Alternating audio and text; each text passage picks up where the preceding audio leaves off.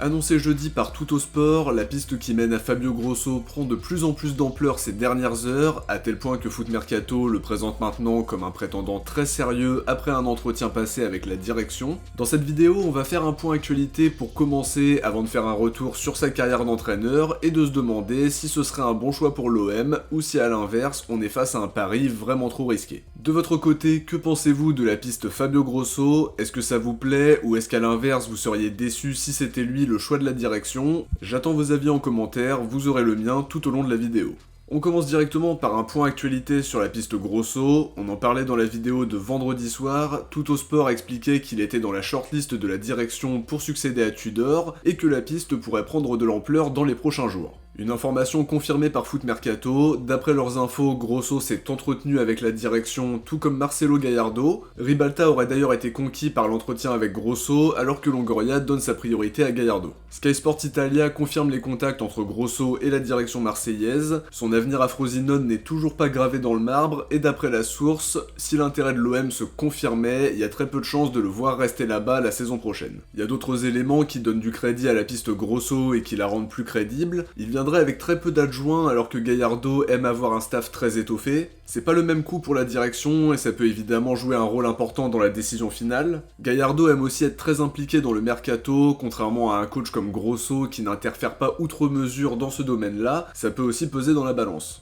En tout cas, la piste Grosso prend de plus en plus d'ampleur ces dernières heures, ce serait la priorité de Javier Ribalta qui était aussi très impliqué dans le choix Tudor l'été dernier, et ça ressemble encore à une trouvaille à coût relativement réduit qui pourrait convenir à la direction, même si personnellement j'aimerais beaucoup que ce soit Gallardo, et si ça peut pas être lui, j'aimerais voir Fonseca sur le banc de l'OM, mais il pourrait décider de rester à Lille même si rien n'est encore gravé dans le marbre. On passe maintenant au cœur de la vidéo avec le focus sur Fabio Grosso. Dans un premier temps, on va revenir sur son parcours et son style de jeu comme coach, avant de se demander si c'est une bonne ou une très mauvaise idée pour l'OM version 2023-2024. Pour faire un petit retour sur le joueur qu'il était, il a notamment joué à Palerme, à Lyon, à l'Inter et à la Juve pour terminer sa carrière, international italien qui a gagné la Coupe du Monde en marquant le tir au but décisif. Aussitôt sa carrière de joueur terminée, il entame sa reconversion en étant à la tête des U19 de la Juventus, une première expérience qui se passe plutôt bien et qui lui permet d'être nommé sur le banc de Bari qui évolue en série B. Ce sera pas vraiment concluant et il partira à la fin de la saison dans le silence le plus total. Il retrouve un banc quelques jours plus tard en s'engageant avec l'Hellas Vérone, il sera encore une fois limogé à quelques matchs de la fin de saison parce que sa direction voulait insuffler quelque chose de nouveau pour tenter le tout pour la montée. Quelques mois plus tard, il découvre la Serie A pour la première fois en tant que coach en remplaçant Corini à la tête de Brescia, une expérience de très courte durée parce qu'il sera remplacé par le précédent coach qui fait donc son retour un mois après son départ. En août 2020, il est nommé sur le banc du FC Sion, pensionnaire de première division suisse. Il n'y restera que 9 mois avant d'être remplacé par sa direction après une lourde défaite 3-0 contre Lugano.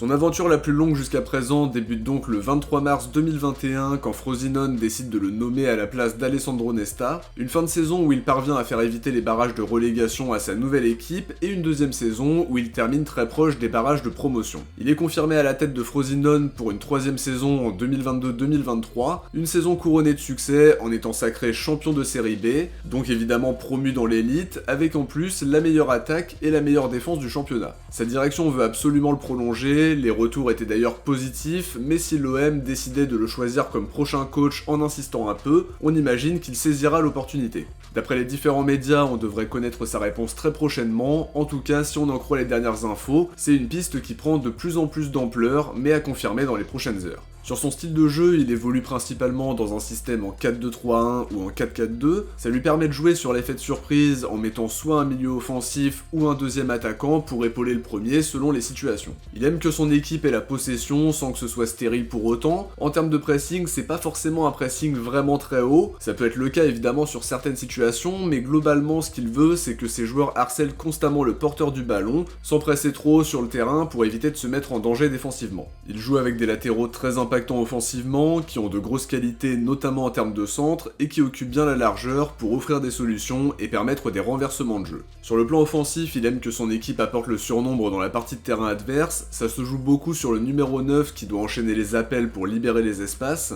et qui est finalement le premier défenseur de l'équipe sur phase défensive. Il demande aussi à ses milieux de terrain de faire des passes progressives, et ce sera l'un des chantiers du mercato d'avoir des joueurs aux grandes qualités techniques, et notamment sur les côtés des bons centreurs et des ailiers percutants. Offensivement, il y a la volonté de mettre en place un jeu vertical, totalement tourné vers l'avant pour éviter la possession stérile, seulement ça suppose d'avoir des joueurs qui se projettent, qui sont aussi intelligents tactiquement et qui sont capables de répéter les efforts. Ce sera aussi l'un des chantiers du mercato si son arrivée se confirmait, mais pour le moment, on est sur une finale Gallardo, Grosso, Fonseca, et c'est difficile de se prononcer tant qu'on connaît pas l'identité du prochain coach. Alors maintenant, est-ce que ce serait un bon choix pour l'OM ou un pari vraiment risqué? Personnellement, je penche plutôt pour la deuxième option. Certes, il a une capacité d'adaptation par rapport à ce que vont proposer ses adversaires, un jeu offensif avec des garanties défensives certaines qui pourraient être encore mieux mises en œuvre avec un meilleur effectif, mais ça n'empêche que son expérience sur un banc de première division se limite à 3 matchs avec Brescia et à une saison en première division suisse. Ça pourrait très bien être la bonne surprise, mais je pense surtout qu'on a besoin de certitude avec un coach confirmé qui a déjà de bonnes références dans son CV d'entraîneur et qui pourrait nous inculquer cette expérience-là. Dans le cas de Gallardo, c'est intéressant parce qu'il a connu beaucoup de succès à River Plate et que son tempérament colle parfaitement avec le contexte marseillais. Pour moi, il coche pas mal de cases et j'espère que ce sera lui, même si la piste Fonseca est aussi très séduisante. En tout cas, pour revenir à Grosso, il coche pas mal de cases dans l'esprit de la direction, c'est moins cher que Gallardo en termes de salaire, d'adjoint, il est pas très intrusif dans le mercato, et on sait que Longoria et Ribalta veulent avoir totalement la main là-dessus,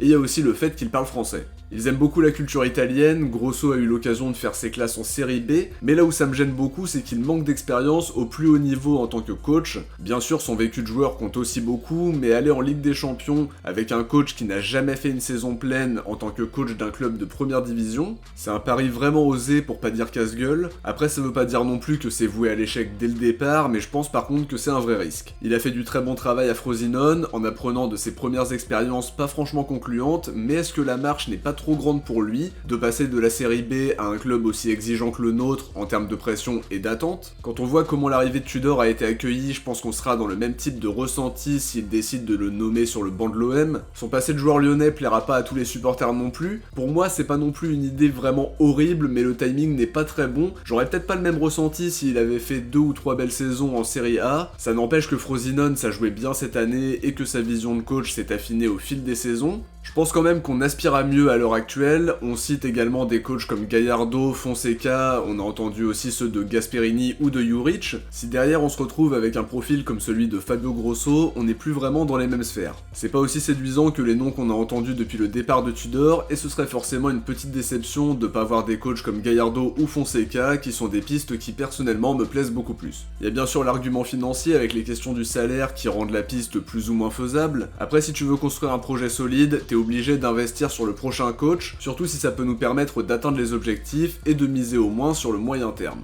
Après avoir eu 2 entraîneurs en 2 ans, j'aimerais voir un peu de continuité, et dans ce sens-là, je me dirigerais plutôt vers un profil de coach confirmé, plutôt que sur un pari qui certes pourrait s'avérer payant, mais qui représente quand même un risque majeur avec de nombreuses incertitudes sur la capacité de réussir au plus haut niveau à l'instant T. Pour résumer un peu mon avis sur la situation, je suis pas vraiment emballé par le profil de Grosso, notamment par le manque d'expérience et les certitudes qu'on n'a pas si on le fait venir. A voir maintenant comment va se terminer le dossier du coach. Personnellement, mon favori ça reste Gallardo et j'espère que ce sera lui qui sera nommé au bout. On devrait être fixé rapidement parce que le mercato est déjà ouvert et qu'il faut penser à se renforcer après les échéances européennes de cet été. De notre côté, on arrive à la fin de cette vidéo, j'espère qu'elle vous a plu et que ça vous a un peu éclairé sur celui qui pourrait être entre guillemets notre futur coach, même si rien n'est encore gravé dans le marbre. En tout cas, si ça vous a plu, n'oubliez pas de laisser un like pour soutenir la chaîne et lui permettre d'être de mieux en mieux référencé. Je vous invite aussi à vous abonner pour ne rien louper des prochaines vidéos parce que je vais être très actif tout au long du mercato. Si vous avez regardé la vidéo jusqu'à la fin, écrivez Grosso dans les commentaires. De mon côté, je vous dis à très vite pour une prochaine vidéo. Ciao, portez-vous bien et surtout allez l'OM.